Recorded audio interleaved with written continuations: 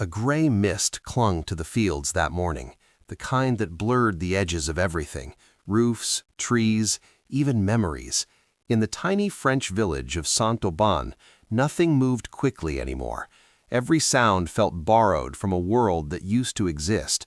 A bucket knocking against a well-stone, a door creaking open, a cow exhaling into the cold.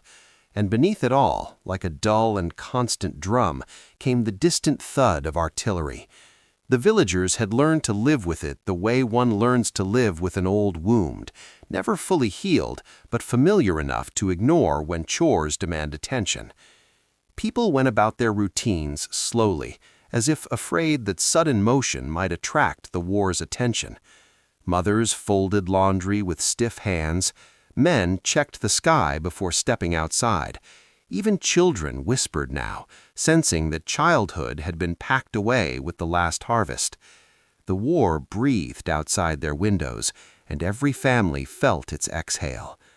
That morning, a rumor drifted in with the fog. A German prisoner had escaped from the convoy passing through the valley. No one had seen him, but the possibility alone tightened the air. Fear spread not through shouts, but through glances, quick, sharp, heavy with unspoken calculation. A stranger on the loose meant danger, reprisal, suspicion. People shut their shutters even though the sun had barely risen. Inside the bakery, the old baker paused mid-knead, white flour dusting her sleeves like early snow. She muttered that an escaped German would be desperate, hungry, maybe violent. At the well, two farmers argued whether he might try to steal tools. Their voices were low, as if the fog itself might be listening. A German soldier, even a lone starving one, carried the weight of every burned farm, every missing son, every night spent fearing boots on the doorstep. Yet something quieter lingered beneath the fear, a question no one voiced. What kind of man runs alone into enemy land? A killer? A coward? Or perhaps just another frightened boy the war had thrown into the wrong uniform? The thought flickered and vanished like breath in cold air. By midday, the village felt wrapped in a tension that tasted like metal. Doors stayed bolted, meals were eaten quickly, people listened for footsteps that never came. And in that silence, an unexpected truth waited, soft, stubborn, impossible. The world expected vengeance, suspicion, cruelty, but Saint-Aubin, without knowing it yet, was standing on the edge of a choice that would defy every rule the war had taught them. They would soon meet the enemy, and nothing about him would be what they imagined. At the edge of Saint-Aubin's orchard, where twisted apple branches reached like old fingers into the fog, the war finally showed its face. A rustling came first, soft, frantic, too deliberate to be an animal. 3 villagers, carrying baskets for the day's picking, stopped in their tracks. They traded glances that held more fear than curiosity. No one wanted to discover what made the sound, yet each knew they couldn't walk away. They stepped forward cautiously, boots sinking into damp earth, breaths held as if oxygen itself might betray them. Beneath a low-hanging tree, they found him, a young German soldier curled against the trunk like a wounded animal. His coat was torn, his cheek scraped raw, and his hands gripped the fabric at his chest as though it were the only thing keeping him alive. He looked barely older than the farmers' sons who had left for distant fronts and never returned. For a long moment, no one moved. The villagers stared at the enemy they had imagined 100 different ways, tall, ruthless, polished in iron discipline. But this boy was trembling so hard his teeth clicked. Cold had carved itself into his bones, and terror had hollowed his eyes. The image clashed violently with every poster, every whispered story, every warning drilled into their wartime lives. One of the oldest men stepped closer, heart hammering. The rake quivered in his grip. The boy flinched as though expecting a blow. Sunlight broke briefly through the clouds, illuminating the orchard in a pale, almost merciful glow. It fell on the soldier's face, revealing tears he had tried to blink away. When he finally spoke, his voice cracked like thin ice. "Bitte, I don't want to die." The words hung in the cold air, disarming thoughts of vengeance. In that whisper, the villagers heard not an enemy, but a frightened boy clinging to the last thread of hope. The farmhouse kitchen felt smaller than usual, as though the walls themselves had inched inward to witness the argument unfolding inside. Rain ticked against the window panes, each drop sharpening the tension already thick in the room. The German boy sat at the wooden table, hands folded tightly, shoulders hunched, as if trying to disappear into the grain of the wood. His eyes stayed down. No one invited him to look up. Around him, voices rose and collided. One villager insisted they should hand him over before the Germans came searching. Another argued that the Allies might punish them for sheltering the enemy. A woman near the stove muttered that a cornered wolf was still a wolf, and no one should forget the stories they'd heard since 1940. French towns burned, families shot, whole villages erased. Every fear in the room was shaped by something they had been told, not something they had lived. And yet the boy at their table shook with a kind of exhaustion no propaganda ever mentioned. Someone pointed at his uniform as though it alone proved guilt. Someone else pointed at his trembling hands as though those proved innocence. The debate circled in tight, panicked loops, fueled not by the boy's actions, but by years of broadcasts that crackled through the nation like cold electricity. Voices warning of the relentless German machine, the iron sons of the Reich, soldiers bred without mercy or doubt. But nothing about the boy resembled a machine. The kitchen air smelled of damp wool, boiled potatoes, and fear. The villagers tried to speak with authority, but their words betrayed uncertainty. The more they talked about what Germans were like, the more their arguments collapsed under the quiet reality sitting inches away. The boy was no brute carved from metal. He was thin, wounded, and so young that the deep shadows under his eyes seemed incongruous with his age. He flinched each time someone raised their voice, a reflex that stung the villagers with unexpected guilt. It was difficult to hate a man who looked like he'd already lost more than he could bear. A kind of irony began to thicken in the room. The villagers had always believed they were powerless against German strength. Now they were confronted with a different kind of power, the unsettling power of recognizing their enemy's humanity. It forced them to examine their own fears, the ones they had fed with rumors, headlines, and whispered stories passed around like ammunition. At last, the arguments thinned into silence. Rain softened. The boy finally lifted his head, revealing eyes so full of dread that no one could mistake them for the eyes of a conqueror. He wasn't the monster they expected. He was the mirror they weren't prepared to face. They moved him just before dusk, when the sky browned like old paper and shadows lengthened across the farm. The cellar door groaned open, releasing a draft of cool earth and the faint smell of stored apples. The boy hesitated at the threshold, glancing back as though hoping someone would say this was unnecessary. No one did. Fear still outvoted mercy. The old matriarch, Madame Lefebvre, led the way down the narrow steps. She held a lantern in one hand, its warm circle of light wobbling across stone walls. The boy followed, careful to place each foot where she placed hers, as though even the stairs might judge him. His rucksack swung lightly against his back, and something inside it thumped with a hollow wooden sound. Madame Lefebvre stopped. "What is that?" she asked, her voice a flinty whisper sharpened by suspicion. He froze. Slowly he untied the frayed straps and lowered the rucksack to the dirt floor. From it he lifted a battered violin case, scuffed edges, peeling varnish, one corner held together by a strip of cloth. It looked more like an heirloom rescued from a fire than an instrument carried by a soldier. The villagers crowded at the top of the stairs, craning to see. A German with a violin was not a story anyone had been prepared for. "Open it," the old woman ordered. His fingers shook as he obeyed, revealing a violin whose faded wood still held the memory of better days. The strings were worn, the bow crooked, but he held them with a tenderness that startled everyone watching. This was not contraband or loot. This was something he cherished. "Play," she said. He blinked, unsure he'd understood her French. She repeated the word, firmer this time. "Play." For a heartbeat he stood motionless, a boy caught between terror and obedience. Then he lifted the violin to his chin. The bow hovered over the strings. His first attempt produced only a thin, wavering whisper, more breath than sound. His hands trembled so hard the bow slipped.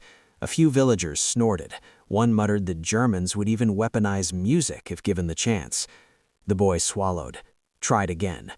This time, the bow found its footing. A single note rose, fragile, quivering, barely confident enough to exist. Then another, and slowly, like sunlight creeping through cracked shutters, a gentle melody unfurled into the cellar. Soft, pure, achingly human. Conversation upstairs fell silent. Boots halted, hands stilled mid-task. Even the chickens in the yard stopped their restless clucking as if the sound had reached them too. The melody deepened, warming the cold stone, smoothing the jagged air that fear had carved hours earlier. The villagers had expected many things from the enemy: violence, arrogance, cruelty. They had not expected beauty, and certainly not this kind of beauty, tender, intimate, almost apologetic, as though the boy feared he might break the world simply by asking it to listen. Madame Lefebvre's stern expression softened just slightly. The lantern light trembled on her face, as if unsure how to illuminate such a moment.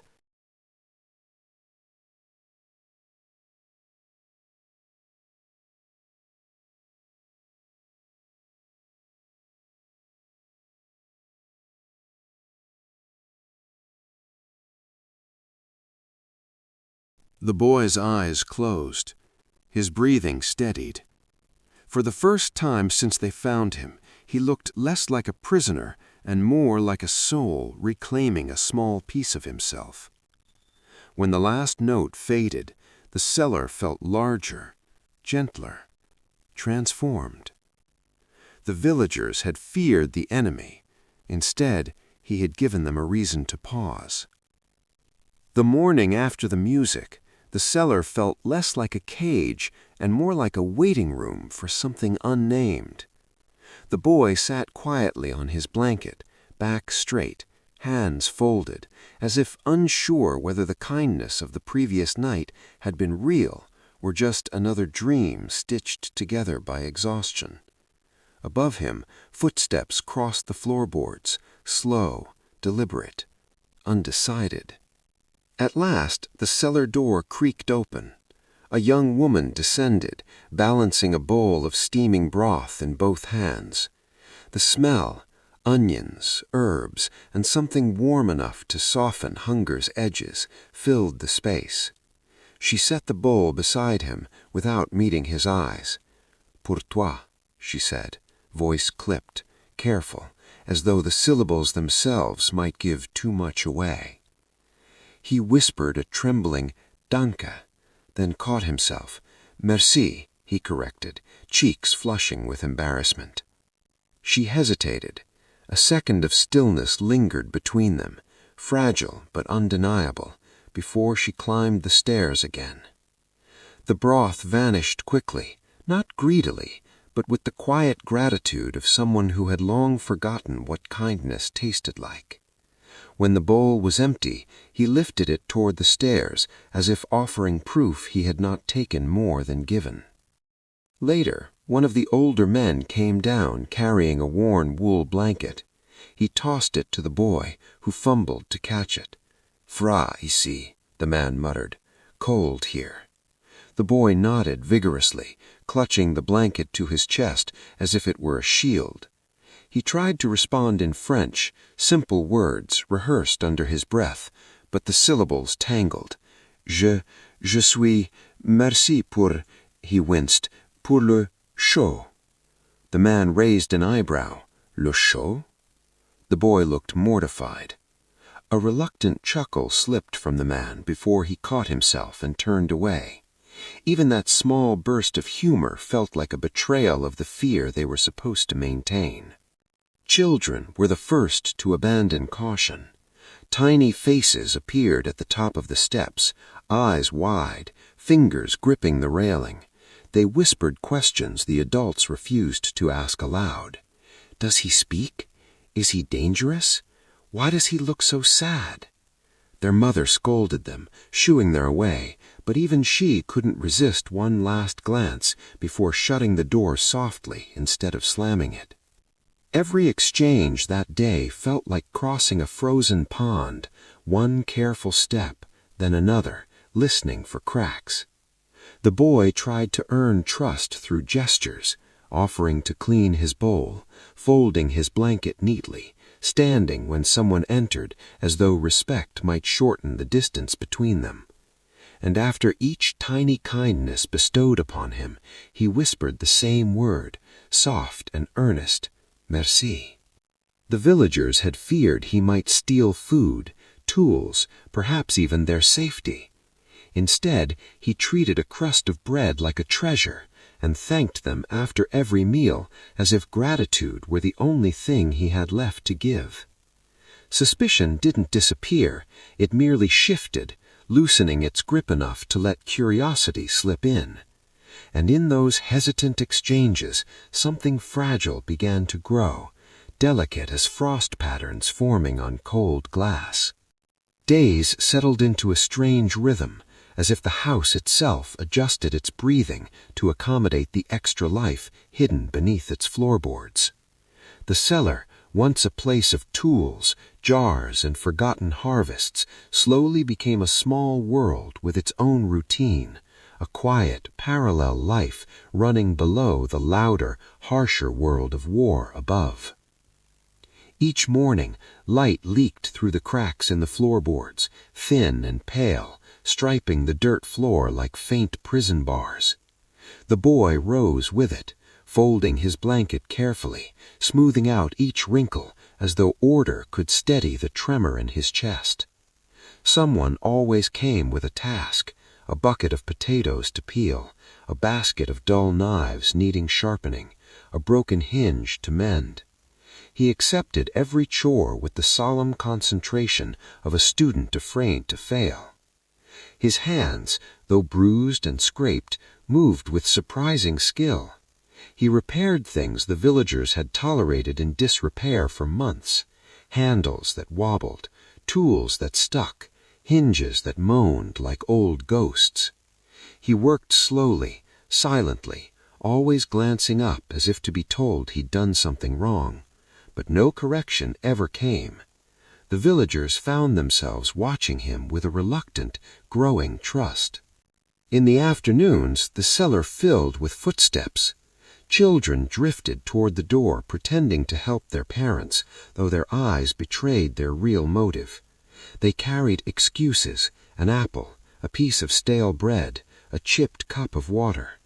They slid the offerings across the floor like tokens of a secret truce, then quickly scampered away. He always murmured merci, bowing his head as if receiving a blessing rather than a snack. Madame Lefebvre visited every evening. Her lantern cast wide halos across the walls, softening the cellar's harsh corners. She checked if he was warm enough, if his bandaged scrapes were healing, if he needed a fresh blanket. She never asked about his life, nor he about hers. Yet when she tugged the blanket higher around his shoulders one night, he closed his eyes with a gratitude deeper than words. Night brought the most unexpected ritual. After chores, after meals, after footsteps faded and conversations upstairs turned to whispers, he would reach for the battered violin resting beside his pallet. He didn't play loudly, never loud enough to betray his presence beyond the house. Instead, the music floated upward in soft ribbons, threading through the floorboards, slipping into the kitchen, drifting down the hallway with the smell of baking bread. The villagers learned to time their lives around those melodies. The youngest daughter would braid her hair as the music swelled. The men returned from the barn, brushing hay from their sleeves, pausing to listen before washing up. Madame Lefebvre kneaded dough with slower, gentler movements, as though the notes guided her hands. Sometimes a neighbor would knock on the door with eggs or milk, linger too long in the yard, and tilt their head, straining to catch the faintest hint of sound. What had begun as suspicion turned, by repetition, into familiarity. And familiarity, repeated often enough, became something close to acceptance. There were moments, quiet, fleeting, when the boy almost seemed part of the household. When a chicken wandered into the cellar and he guided it gently back up the stairs. When a child forgot to be afraid and asked him how to say apple in German. When laughter upstairs drifted down and he couldn't help smiling at the echoes of a life he no longer felt entirely excluded from. The war still rumbled across the horizon. Fear still lived in every corner of the village. But in that cellar, with its earthen walls and soft candlelight, another truth took root. Humanity can survive in the smallest spaces, growing slowly, like roots seeking warmth in the dark. The first sign of danger arrived with the sound of engines, low, grinding, impatient. German trucks rolled into Saint-Aubin, tires sinking into the soft spring mud. Soldiers spilled out, their boots hitting the ground with the dull certainty of authority. They moved through the village with rifles slung loosely at their sides, casual enough to seem calm, menacing enough to remind everyone that calm could shatter in an instant. Word spread faster than smoke. A patrol was searching for the escaped prisoner. Doors that had begun opening again in recent weeks now shut with quiet dread. Curtains trembled, mothers pulled children inside, even the animals sensed the shift. The cows grew restless, chickens clucked nervously, dogs slunk beneath carts as if trying to disappear. Down in the cellar, the boy felt the tension before hearing the news. The footsteps overhead were hurried, clipped, uneven. Voices stayed low, sharp.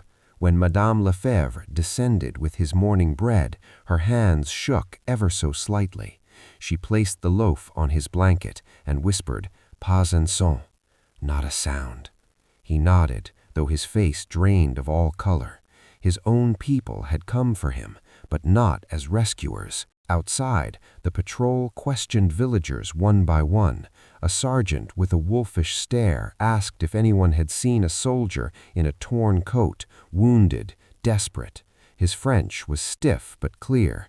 Every villager answered with variations of the same truth-wrapped lie. No, no soldier here. Only farmers, only families, only the living clinging to what little peace they had left. Rifles glinted with quiet threat.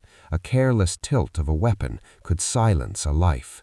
The villagers stood straight, hands steady, but their hearts hammered like frantic fists on locked doors. As evening fell, rain thickened into a steady sheet, turning the yard to mud. A German officer, tall, rigid, irritated by the cold, wandered around the farmhouse, scanning for signs of movement. His boots left deep impressions near the cellar door. He paused, looked down. Something in the pattern caught his eye. Old boot prints and a smaller set not matching any known villager. He stepped closer. Below him, the boy pressed his hand over his mouth to stifle his breathing. The cellar felt icy, each second stretching thin enough to snap. Above, the officer leaned forward, studying the tracks. His gloved hand hovered inches from the latch. A shout from the road broke the moment, another soldier calling him back, urgency sharpening every syllable. The officer hesitated, then turned away, boots splashing through the mud as he disappeared into the rain. Silence returned, but it was a different kind of silence, trembling, shaken. The bitter irony hung heavy in the air. The boy's greatest threat now came from the uniform he once trusted, and his only sanctuary rested with those he had been taught to fear. Night settled over Saint-Aubin with a heaviness that felt almost deliberate, as though the darkness itself wished to muffle the choices being weighed inside the farmhouse. Outside, distant artillery pulsed through the air, no longer steady, no longer confident. Rumors drifted through the village like restless spirits. The Allies were close, the German lines faltering, the occupation weakening with every lost mile. Inside, the villagers gathered around the kitchen table. A single candle flickered at the center, its flame stretching and shrinking as if struggling to breathe. The room smelled of damp wool, wood smoke, and tension. No one touched the mugs of cooling chicory coffee. No one dared raise their voice. Decisions made quietly often cut the deepest. The boy remained in the cellar below, unaware that his fate was being measured in candlelight and trembling hands. Pierre, the oldest of the men, leaned forward, his fingers tapping an uneven rhythm against the tabletop. "We cannot keep him," he murmured. "If the Germans return, they will search every barn, every cellar. We will lose more than our harvest." His voice held fear, but also something else, fatigue worn thin by years of surviving instead of living. Across from him, Elodie shook her head. "But if the Allies arrive first, they will find a German soldier hidden beneath our floor. They won't listen to explanations." Her gaze drifted toward the cellar door, as though she could see the boy through the wood.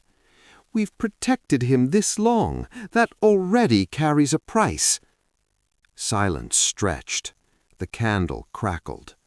Another villager rubbed her arms as if trying to warm herself against a cold that came from nowhere visible. "He's just a child," she whispered, "a lost one.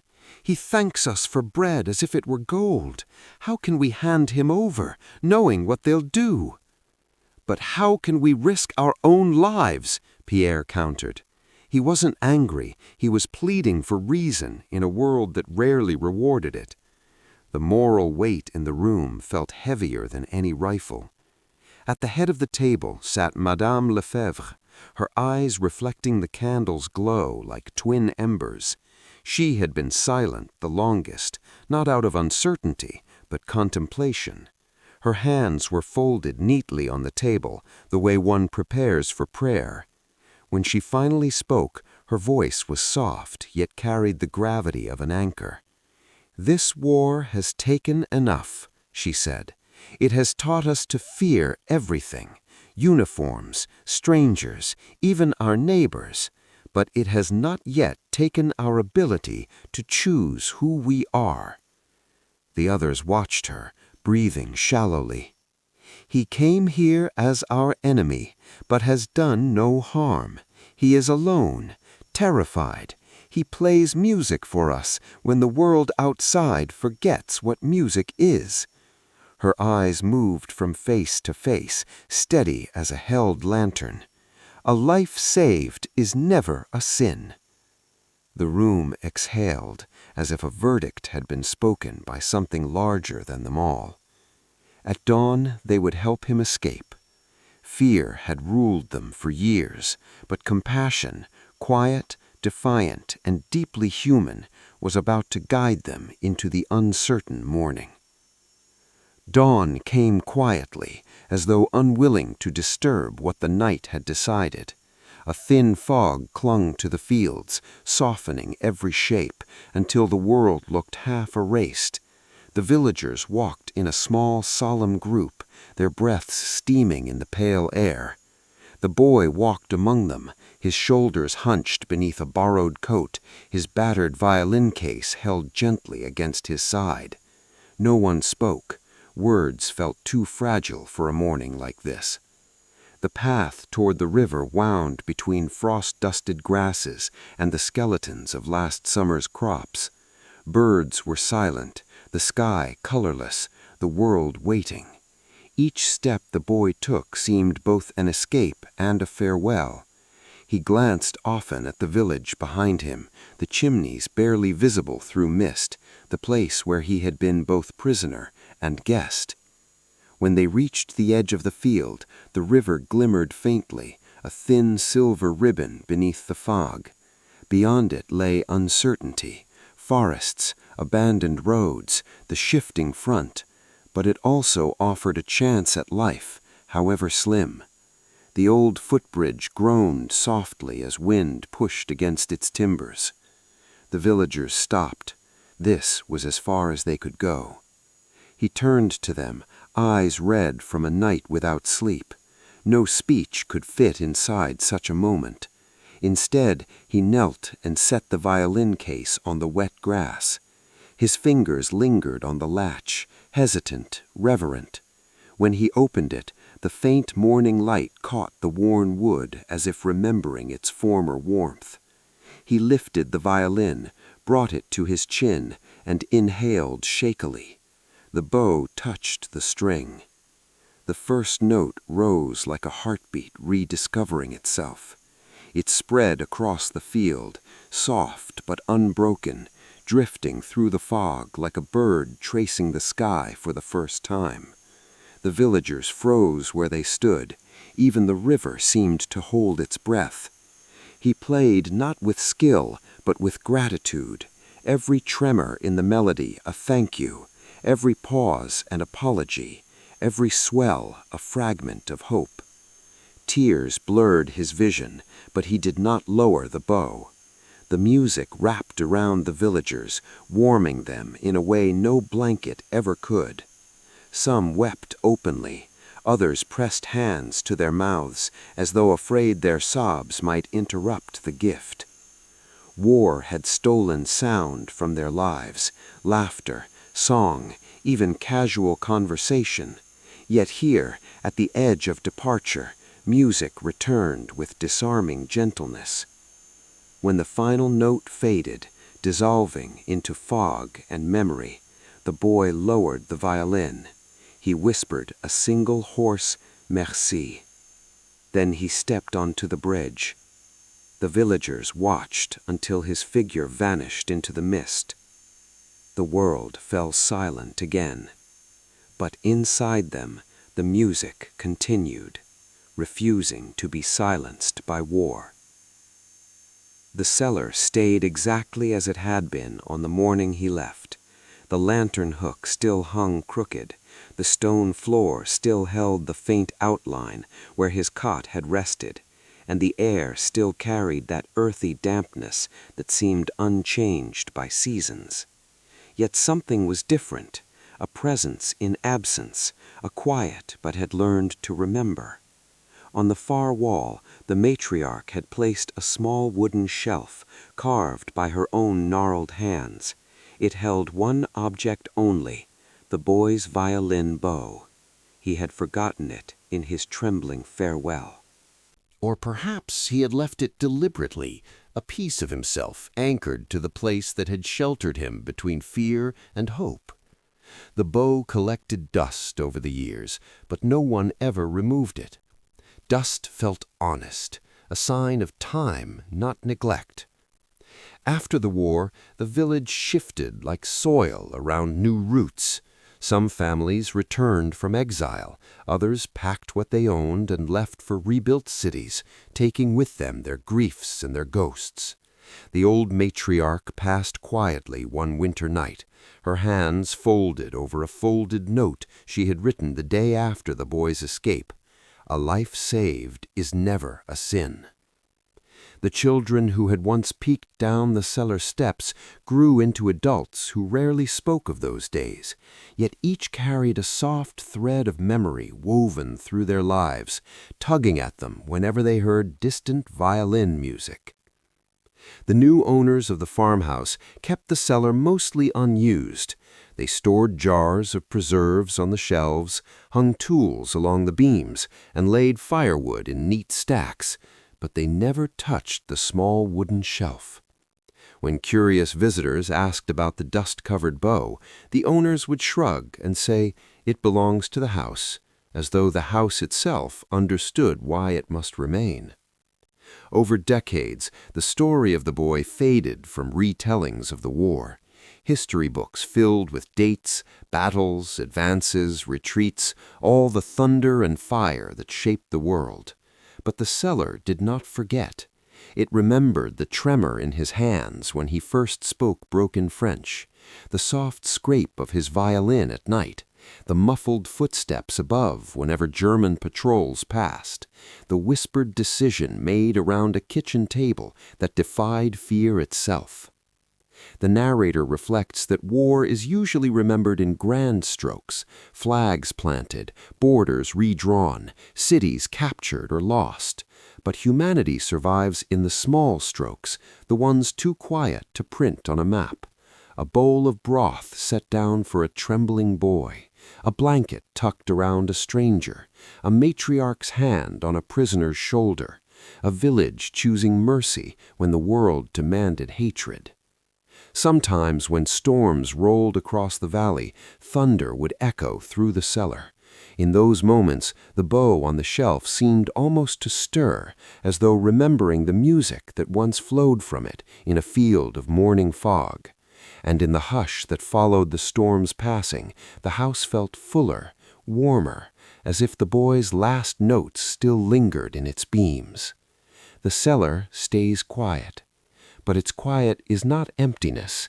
It is the quiet of a kindness that refused to die, even when the world was trying its hardest to teach them otherwise.